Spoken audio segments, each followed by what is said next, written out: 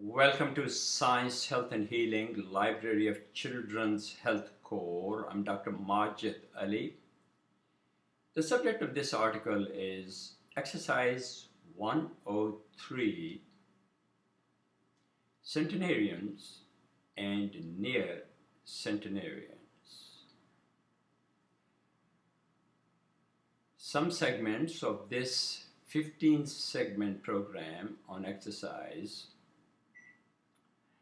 were prompted by a front page story published in the New York Times on May 31st, 2012, which read, for some, exercise may increase heart risks, researchers find.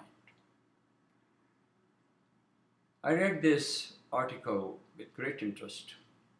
I wanted to know if the lapdog Joes of the New York Times. These are reporters. They don't serve as watchdogs for the society. Rather, they sit in the laps of their corporate owners and disseminate distorted information. Let me read you the title and then perhaps you will see why I'm so offended by this. For some, exercise may increase heart risks, researchers find.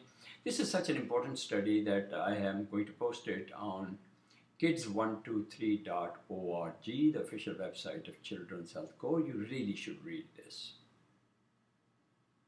You would have thought that before anybody would write a frivolous, nonsensical story entitled, for some exercise may increase heart risks, researchers find, that perhaps they would want to talk to people who have lived for 90 years, 100 years, 110 years, rather than talk to doctors who are paid by the government to waste their money to write these nonsensical reports.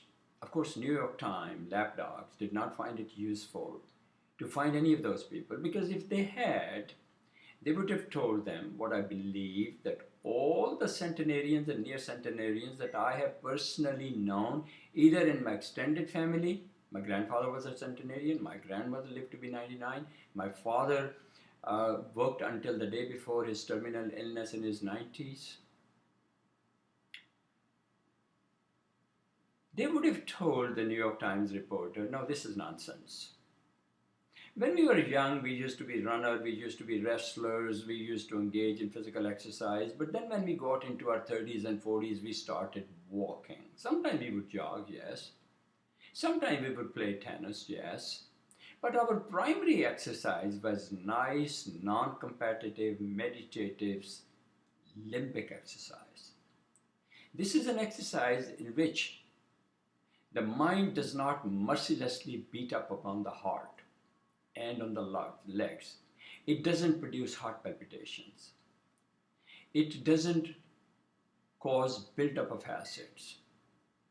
I would have asked my centenarians and near-centenarians, have you ever heard of someone or known someone who dropped dead when he was spiritually, prayerfully, meditatively walking by a river or a lake, or in their fields? I think they would say, no, we never saw that. And then I would tell them that I personally am aware of people who drop dead in a cardiac rehab. See, these centenarians and near-centenarians, when they were walking or when they were running or when they were swimming to the tunes of drums of a different drummer. They were not listening to this idiotic nonsense that for exercise to be good, you have to get your heart rate. And how do you calculate your heart rate? You take your age, multiply it with 13.2 divided by the age of your wife, and then multiply it with 0.01, and then add your grandmother's age, and then divide it by the age of the neighbor who is always cursing you. Do you understand how stupid and nonsensical that is? We should not be wasting our money giving to these pseudo-professors and pseudo-scientists and pseudo-researchers who have no common sense. I don't know how many drugs these people are taking themselves for sleep, for their high blood pressure, for their anxiety.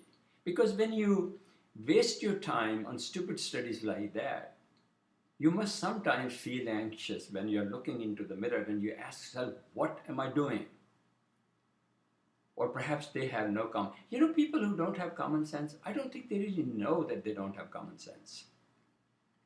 Just like evil people often do not know they're evil, similarly I think people who are not blessed with common sense, they are really not aware that they don't have common sense. And so they become exercise researchers.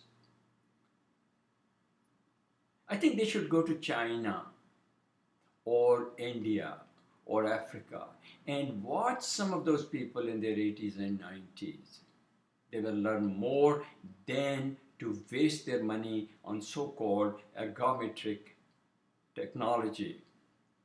And they do a lot of metabolic studies and come up with nonsensical articles. And so the New York Times wrote, for some, exercise may increase heart risk. No, the right type of exercise, walking, swimming, meditatively if you want to jog, now that does not increase the risk of heart disease. We've known it for decades that bodybuilders have more high blood pressure, they have more heart disease, they have more strokes.